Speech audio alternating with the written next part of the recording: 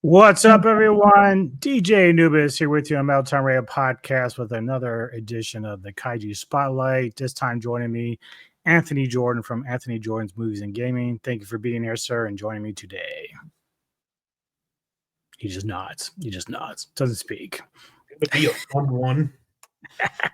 So we are doing Battra, who first appeared in Kaiju films in 1992's Godzilla vs. Mothra, and generally classified as the demon beast of destruction or the dark divine moth of destruction as well. So as I've told people in the past, like during the 90s, like I thought Kaiju and Godzilla stuff were dead. Like I remember watching Godzilla versus Biollante and buying the VHS, but then I thought it just finished. Not until the early 2000s when I saw G2000, and I started seeing like all these people posting like all these movies in the 90s that I had missed, including the Gamera trilogy. And I'm like, what the fuck was I doing? Where was I? Wasn't on this planet apparently, but this was one of those films that I missed initially. And of course I did go back and watch. And of course, when Pluto had their Godzilla marathon, they would play a lot of these films showcasing these creatures that we hadn't seen before. So it was nice to kind of go back and rewatch a lot of this stuff. So for you, when was the first time you'd seen this film and seen this kaiju, and what did you think? Well, I've actually seen Battra before I seen the film, because back when I was a kid, like in the early 90s, my mom's sister, my aunt, she would go to Star Trek conventions and I would tag along. And in like the dealers' rooms and stuff, they didn't just have strictly Star Trek stuff. Like they had people selling Godzilla movies. You could get vinyl Godzilla figures and stuff. Yeah. And I was usually allowed to pick one or two. And now when I was there, first I had seen someone was playing the VHS of just Japanese language track, not even subtitles. And it was the end of Godzilla versus King Ghidorah. And he had some of the vinyl figures, and I just naturally, because I had just seen them, I picked the Mecha King Ghidorah. And we were walking through some other tables, and I saw this weird-looking creature, and it was the larva Battra, and I couldn't get it because the Mecha King Ghidorah was expensive. But yeah. I asked the guy, I'm like, what's this? And he go, oh, it's an evil Mothra. In like the little tag on it had a picture of the larva Battra Godzilla and a larva Mothra. And for all those years, it had been just in my imagination, this evil Mothra, and what would the story with it be? And I had always envisioned, because I was just pretty much just had the Showa movies in 1985 at the time, that it would have been one where Godzilla and Mothra had to team up against it, but he was always in the back of my imagination until 98 when TriStar started releasing them on VHS, and I was like thrilled to see Battra in this. I'm like, cool, I finally get to see the evil Mothra. Mm-hmm.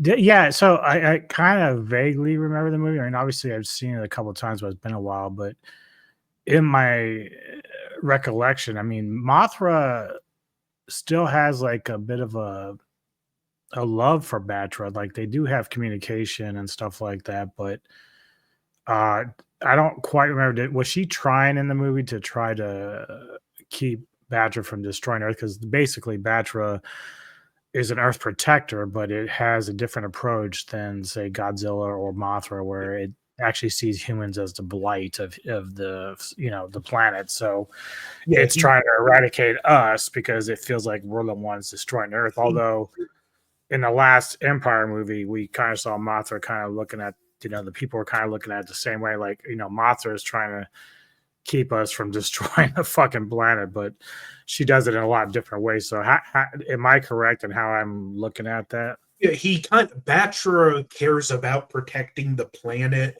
but he really doesn't care about the inhabitants of the planet. Yeah. So yeah, its personality, like I said, it is a defender of the earth, but it approaches it different than Mothra does. Mothra will still coincide with humanity and work with them to protect the earth against other bad humans or whatever. But Batra's like, I think I just get rid of all these little parasites. That's the way I look at it. Tries to eat us and everything else. So, uh, and that's the other thing I think was interesting too, is that unlike some other creatures that we've dealt with in the kaiju universe, Vatra's always been like his origins always been here on Earth, and that I find fascinating. And both like Batra and Mothra, their origin has nothing to do with atomic testing. Exactly, yeah, and even when I guess when Batra was shut down by Godzilla and them, it was only in ice for a little while before it ended up coming back. Uh, Now, one thing I don't know, maybe you do, because I know it's been in comics and stuff like that. Is Batra like sort of like the same way as Mothra, where like if Batra dies, it just constantly has like eggs and stuff that come back or whatever? I've never read any of the comics, so I can't answer that, but I know like one of the first comic runs they did, they actually established that a dark set of twins that were connected to Batra the same way the Shobajin were. But that's all I really know. Yeah. Okay. So that's interesting because I'm trying to remember now, because with the Mothra movies that were separate from this, where you had like the fairies or whatever they were, and there was one that used to ride this like Digosaurus or whatever the fuck it was called. Is that tied into that at all? I'm not sure, but it always made me like wonder with those movies. Was Batra initially like supposed to be in it, but then they swapped out Death Ghidorah, because even though it was technically a new monster, it was still a Ghidorah, so there was some name recognition there. Yeah, yeah, because that's kind of like I guess that's sort of like when I watched the movies, I kind of always got confused. Like, is this supposed to be tied in with Batra and Mothra, or is it just basically a separate entity all on its own? Oh yeah, they Um, are their own separate continuity. yeah. So yeah, so Batra, has some interesting abilities. Obviously, we talked about it. It starts out in this kind of like lava stage, and then eventually becomes much bigger and more. It has a more of a what would you call it? It's not really roach, or it is an insect, obviously, but it's far more menacing than Mothra looks. And obviously they're going for that when they're talking about the difference between light and dark. So they certainly gave Batra a far more menacing look. to it. That's quite terrifying on some levels. So, do you like the way that they designed Batra? I thought it was a very strong design, and like looking at like the larva now, it almost feels like they took some design elements from a centipede. Hmm. Yeah. Because if you look at a centipede, that's just an extremely aggressive looking bug. And it's like Batra has some of that centipede aggression in his design. Yeah, the interesting thing is too is that because over the years, Mothra's larva cycle doesn't even look near as good as this. Like you would think, even with Legendary, they kind of went basic with her larva look, and it doesn't look quite as detailed or cool as this. So I guess I guess one prop that Batchwood gives is how detailed and cool that its larva stage looks compared to Mothra's. And unlike in the movie with the Mothra larva, the Batra larva actually put up a good fight against Godzilla. Hmm. Yeah, it's got like those prism beams and stuff like that that it shoots out. I mean, I thought, and that's funny because over the years, early on in Mothra's life and movies, like she didn't really have a whole lot to work with in terms of arsenal, but Batra right out of the gate has like a lot of different things it can use in both its larva stage and its moth form. So, are you satisfied with like what they've been able to do with the arsenal that Batra has, or would you like to see something different going forward? I do. I like that. If he were to come back into a future, I'd keep his arsenal and I'd give him a stinger or something. But it Yeah, that's true. Yeah. but it is pretty cool, and as opposed to like the Showa films, it's a lot more impressive than just having the puppet being able to flap its wings. Just being able to attack Godzilla from range just made the battle more entertaining. Hmm. Hmm. Yeah, it's pretty interesting.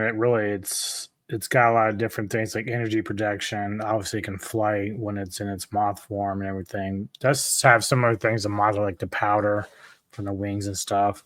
Only when Uh, he is it like generates like lightning bolts. yeah, yeah, like that's and again, I was going to probably point to that where it wasn't until later when even those three Mothra movies we're talking about where Moth was able to do like a lot of crazy things, like even turn into like a fish moth and stuff like that. So she didn't really gain a lot of that cool stuff till much later. But Batra, just right out of the gate when it was first introduced, has like a lot of this cool shit and arsenal to its disposal. At least in this one, Mothra did have the beams from the antennas.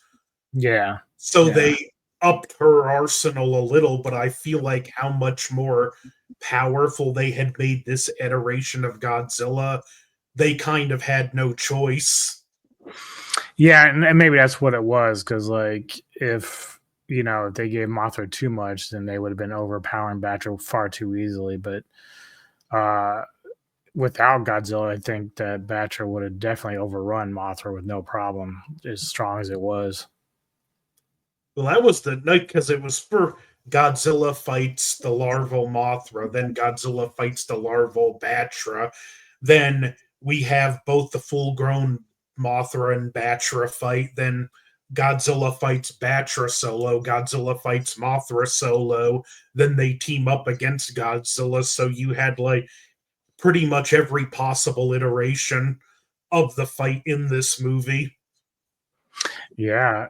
So did they try to treat Batra as like the anti-hero in that film? Like, because you mentioned that Batra and Mothra teamed up against Godzilla. Is that how they were approaching it? Because even though Batra was kind of anti-humanity, they figured that Godzilla was the bigger threat at that point. Kind of they like established Batra as his own threat and showed that like Mothra and Batra don't really get along, but after I believe it was Mothra that saved Batra, and then they just kind of communicated and just agreed, okay, we need to put our differences to the side and take this bigger threat on. Mhm. So why do you think it is that after this film came out, they just haven't revisited Batra? because Toho can be stupid and they care more about name recognition rather than adding something that would be more interesting in the movie, like the original lineup for GMK. I think that movie would have been 20 times better. Yeah. Yeah, I know we talked about that at length. Yeah, they kind of screwed the pooch there.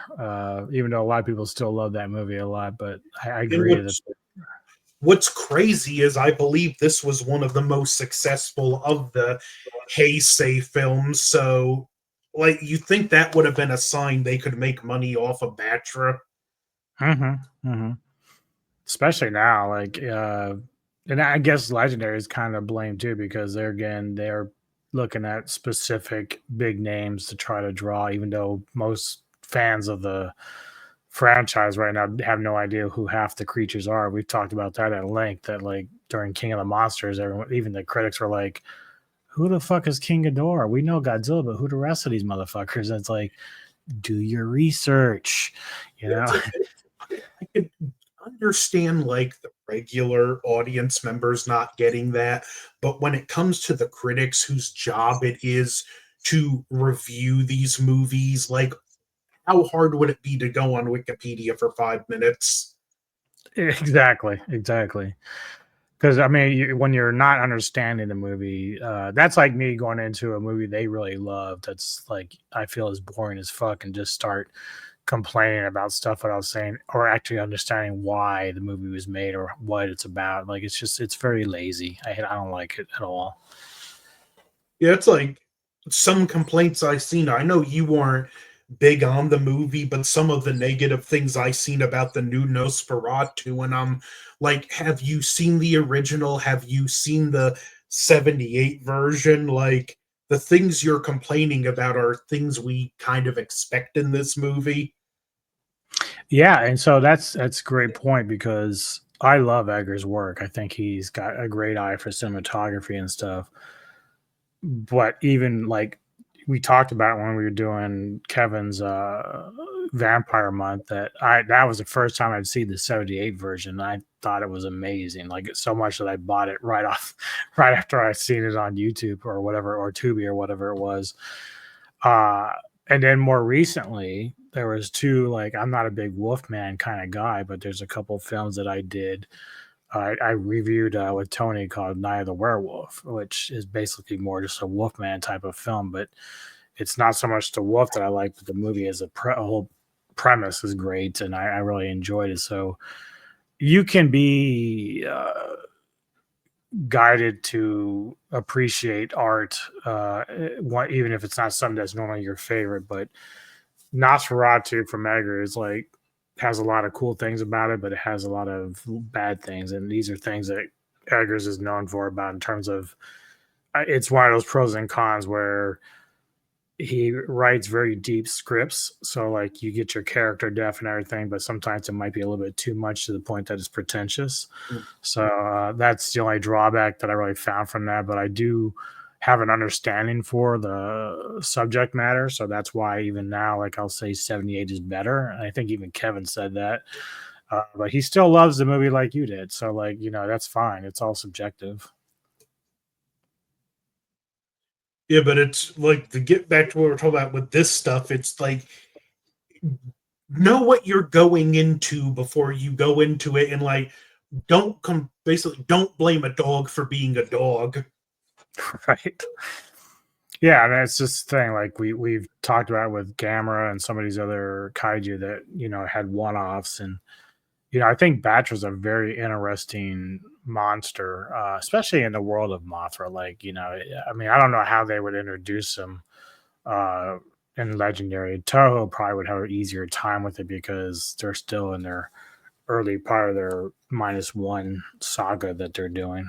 And even like Uh, visually, like I love Batra's colors yeah, and yeah, the it's pattern on the wings. mhm, yeah. Yeah, it's like I said, it's one of the more very interesting looking creatures, uh, both in larvae form and moth form. I So can actually see like this design. I could see that how he would look in the monster verse. yeah, especially with all the Hollow Earth stuff. I mean, we see new creatures that Legendary designs, just random creatures, and so they could easily bring back Batra, especially if you're going to use the idea that Batra is like born of the Earth. So like it's not an alien species; it's actually born there. So that'd be kind of cool. I know it's not going to happen, but I think like the best thing to do would just be do a Mothra standalone and have Mothra fight Batra. Yeah, agreed 100%. Like again, Neko and I talked about this at length. I would love to have, even if you never brought any other Toho creature back into the universe, unless you were going to do something like that. I think we need origin stories for Ghidorah, Mothra, and Rodan. And with Rodan, I would do what Neko would say and kind of go back to the times of the Aztecs and the sun god worship and stuff like that, and use Rodan as their like god there, and then maybe have Rodan fight something like Anguirus or something, or I would personally go with Mecha Gearus because in his original, and again, this is just a deep cut thing that only the hardcore fans would appreciate. But in the original introduction of Rodan, the larva he was eating was what would go on to become Mecha Gearus. So you would have kind of like a inbuilt reason for them to be fighting. yeah, definitely, most definitely. And but then like Mothra, you said if you had the Batra there as far as like the antagonist, like that would work. You don't need Godzilla for that. I think people would still go see it. I realized that the money that would cost to, make these and then whether or not they'd get the money back is a very risky thing. But I don't know. We see Hollywood always put out money for some of the shittiest crap that's out there, and they don't even get their money back. So I'd say, like, why not take the risk and do something more original, especially if you're already doing it in the MonsterVerse? Because they'd rather play it safe.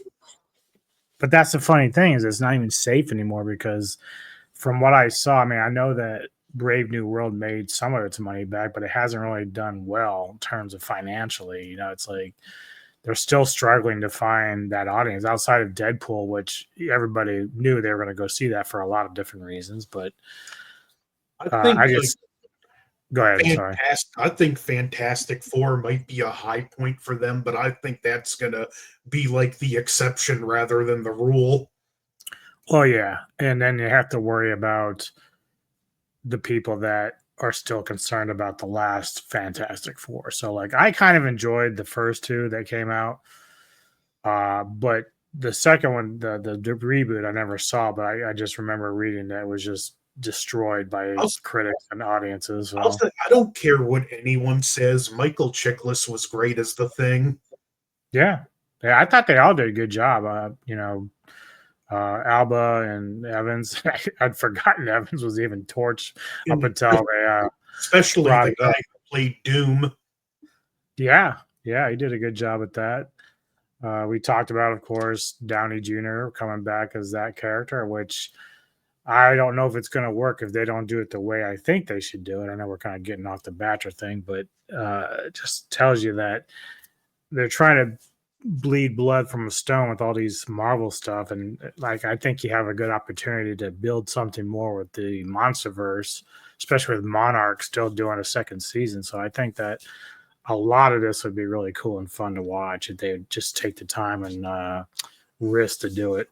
And just negotiate with Toho to get a few more licensed monsters. Because, I mean, the new ones are cool, but, like, we need, like, the pre-established ones to make an appearance here or there. They don't need to be the main focus, but who's to say we can't see actual Anguirus in a background shot or have Mothra fighting Batra? Just, like, take a risk with it and do it. I mean, the MonsterVerse has at least, even though we all like some films more than other, it has maintained a certain level of quality.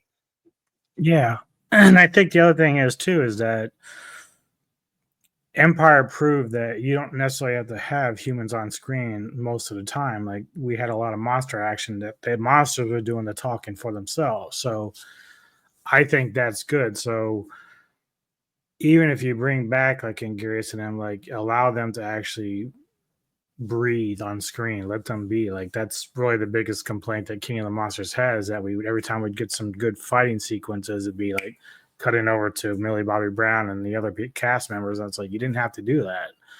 I understand you want the movie to be, you know, go the story to go, you know, fluid, but at the same time, the people are here for the monsters. We want to see these fights. I don't mind that as much if they do it in a thing where the characters have their own goal and you still have the monsters fighting in the background. But when you cut to like the characters in a completely different location, it's like, come on already. That's not what we paid to see. Yeah. Yeah. So yeah, and then you know we had people when GVK came out, they were complaining there was the plot was too thin. I was like, well, that's what people wanted. They, you know, they can't find their happy medium. I think GXK was the happy medium, but they took them a while to get there. I just part of it is like despite some of these directors being fans of the franchise, like I think they still kind of get lost in their own bullshit because we talk about it all the time about how some of these stories should be a little better, or the monster fight should be better, or that we get kind of like, I don't want to see more monkeys in the next film. Like I know Kong will be there, but I'm not looking to see another big monkey badass, you know, trying to be the villain. I need to see something else. If I see like another ape as the main villain, I'm probably just gonna wait for it to come out on video.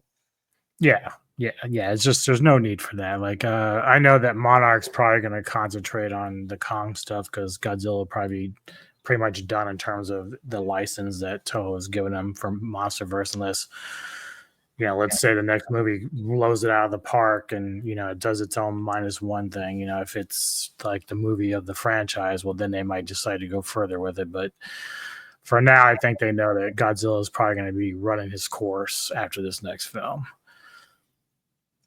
Yeah, that I am looking forward to seeing what they're gonna do. Yeah. But so what do you think though with Batra? Like ultimately, what is the legacy that it's going to leave behind if they ever do another film or bring it back? Like, do you think? Because really, we keep talking about a lot of these one-off creatures and whether or not they're ever going to be remembered as much as some of the other ones. I mean, what do you think the legacy of Batra is going to be? I think Batra does kind of have his own cult fan base, but sadly, like a lot of these one-off monsters, I think it's gonna be a legacy with a big question mark of what could have been. Yeah. Do you think it's possible that, and this kind of just came to my head, but you know, we talk a lot about -1 and the end of the movie where Noriko had the infection.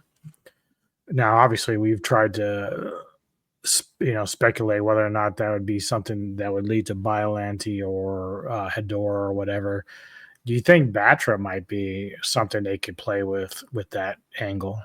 Yeah, realistically, yeah, like a caterpillar that could have been exposed to the Godzilla cells. I can see that mutating into Batra.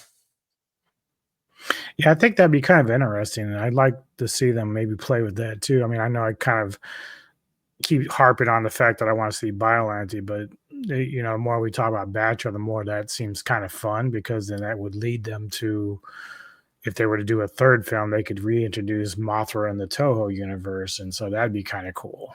I kind Uh, of wonder, like the director of -1, because he does seem to have a interest in the Godzilla cells. I'm like, was he a big fan of the Heisei series?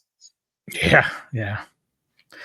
Yeah, I mean, he sounds like he's very passionate. Like I remember after -1, he was on X, and he was. I think he was just kind of messing around at the time. About like, if I did a sequel, like, what would you like to see? And I said Biollante or Anguirus, and I said, if you're gonna do a direct sequel, do Godzilla Raids again. That'd be fucking great. Like, I'd like to see a reimagining of that movie.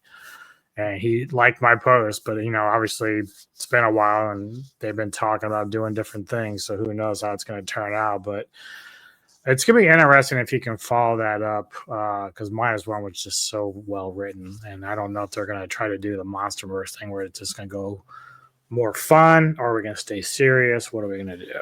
I'd even be like open to as on the fence as a like Hedora, as much as he is a love it or hate it monster. I'd be curious to see what this guy would do with him. Oh yeah, yeah. And they did the design that they did for Godzilla was amazing. Just all the little quirks and stuff like that. So that's why I think everybody's on there, really anticipating what they do with the next film, because whatever monster is introduced, it's gonna be interesting what the design's gonna look like. Yeah, but like Battra would that would be a good one. Like that's one thing. Like I hope if he's gonna own this for a while, that he does fight to have lesser known kaiju back in the movies. Yeah, and I can appreciate that because like I'm not a big fan of Hedora, but most of that is because of the look of the creature. Like I think it's a terrible look, but he's the kind of guy that if I were to say that's what they're going to go with, then I'd be very interested in what he would do because he make Imagine it very. imagine if they did do an updated take of that one, because it's essentially a bunch of rotted biomass and sludge and whatnot. Imagine seeing close-ups and seeing skeletons or bone fragments in him. Yeah, Like yeah, it, if you could do something really gruesome with Hedora, that could probably easily get you an R rating if you wanted. oh yeah, yeah, or even Batra, like and you brought up Megaguirus earlier, like that was kind of like a horror film, with the smaller insects that were going around eating people. So like that shit was crazy. You know, listen, there's just to me, there's just so much more potential in bringing back a one-off character like Batra than there is bringing back, say, King Ghidorah for the 20th time. Yeah, exactly, and especially for the MonsterVerse because they basically shot their shot with the basically their own Destroy All Monsters episode. So at this stage, like, sure, you need something that's going to be uh, a contender against Godzilla, but I think Batra would be kind of a good option for that because you got Mothra doing her thing, and then Kong, he's just doing his thing. But Godzilla, like, if you need something like Shimo, I was happy that Shima was more of a good girl, but if she had been a true enemy, she could have fucked Godzilla up big time. Well, what would be cool? I know there's Space Godzilla rumors, and I'll just use him for example. Kevin's already boycotted the film. I'm not sorry, Kevin, but just hear me out. Because they'd redesign Space Godzilla and make him more agile so the fight would be more interesting. But what if Batra were to have the same type of symbiotic relationship with Space Godzilla that Mothra has with Godzilla? So Yeah, you would kind of get a tag team, and it would be Godzilla fighting Space Godzilla, or a Space Godzilla inspired creature, and then you would have Mothra and Batra fighting each other at the same time. yeah, and that's a great point because one thing that I've always stressed about why King of the Monsters is my favorite kaiju film of all time of my Godzilla list is that it's not so much that it's like a stronger story than -1. It's just that the fluidity of the creatures that I grew up loving, because you have to remember they were using wires and they were using suits and stuff like that. But to watch them actually move and act like the creatures they're supposed to be is like it brought the child back out of me. So even if you're somebody who hated Space Godzilla and you think he's clunky or whatever, the new age of technology will give him the ability to be more fluid and move pretty easily. Is depending on what the design is. So like I think you're right. I think that if they do it the way they've been doing with the MonsterVerse, like they can make some pretty unique designs and make Space Godzilla cool, like in that regard. And you mentioned King of the Monsters, that scene under the waterfall with Mothra, is that not one of the, if not the most beautiful piece of cinematography in the entire franchise? Yep. The whole opening the wings. Yep. That it's so good. So good. And they did a really good job with it. Like Rodan acted like a bird, chicken, whatever you want to call it. Sorry, sci-fi. And just imagine if they like did bring Batra in and you saw like an inverse of that scene. Yeah. Like Yeah. instead of like Oh, that, Moth like oh pulling yeah. right to it and lighting the area up, what if it's like maybe a daylight scene or something and you see everything just get darker as Batra spreads his wings and you just have like the orange parts light up and that's all you could see. Oh, that'd be pretty tight. Yeah, I could imagine that because that'd be kind of cool. Just having like instead of just having Mother come out of her egg, like Batcher would come out of its egg, but it'd be like almost like decay dropping off the egg. Like it'd be kind of cool. Like it's changing and morphing out of its larva stage, and it's gooey and it's nasty looking. And that'd be kind of cool. Well, it's so much potential, but it's for some reason they just want this potential to be untapped because they'd rather bet on the monsters with more name recognition. Yeah, and that's you brought it up earlier about the other monsters that the MonsterVerse has created, which there's some cool stuff. But the one that we've seen probably the most of that was for a battle with Scalia within Tiamat, but neither one of them survived long enough to really appreciate what they were. Tiamat, we really didn't get to see too much from him because like he got roasted pretty fast. Scalia kind of had some, good battle time, but he ended up getting worked, and that was kind of fun. But we haven't really seen any of these other creatures, or whether or not they can actually compete with Godzilla or Kong. Like that's one thing that kind of sucks is that we're not seeing any of these other titans that are able to showcase what they can do. We still have what's the mammoth Methuselah or whatever. We don't really know what it can do. We've seen the Mutos, but they're kind of boring overall. But it's fine. It's just that if you're going to bring in a creature, Batra has a lot that you can work with in terms of history. So why not? And would just lend himself to more of like a tag team battle. Yeah, yeah. Well, I want to appreciate your time for sitting down with me for this. This was a lot of fun. It's a creature I don't know a super lot about, but I do agree with you on a lot of the points you made about how it'd be nice to see it come back and has a lot to offer as a creature too. That's the other thing. Like you think about Mothra and how great she is.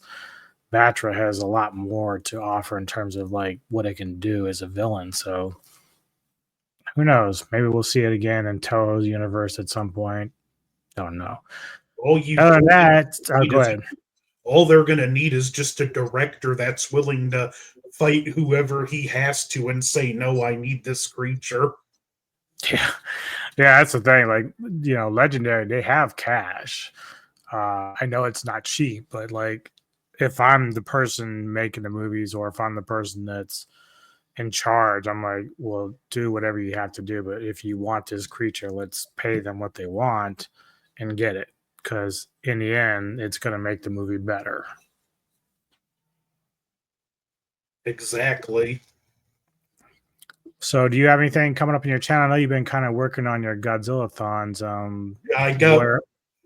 I have all the footage from the movie and the review for Godzilla versus Hedorah on this. I just need to upload it on the computer and work on editing. And like as I said before, when I beat Like a Dragon Pirate Yakuza in Hawaii, then I'm going to do a review of that after playing it in both Japanese and English.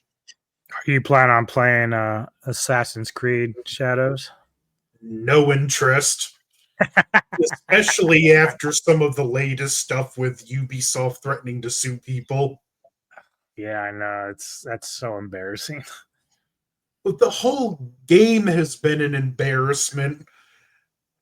Like, well, the more I just, some people it's been getting nice marks from people that are playing it, but I don't know if that's so much bots or whatever. But the thing that gets me is, and I know we're kind of going off tangent a little bit, but you're disrespecting our entire nation by doing what you're doing. Like, even and if they it's even supposed to be use Chinese semi-fictional, architecture in the game.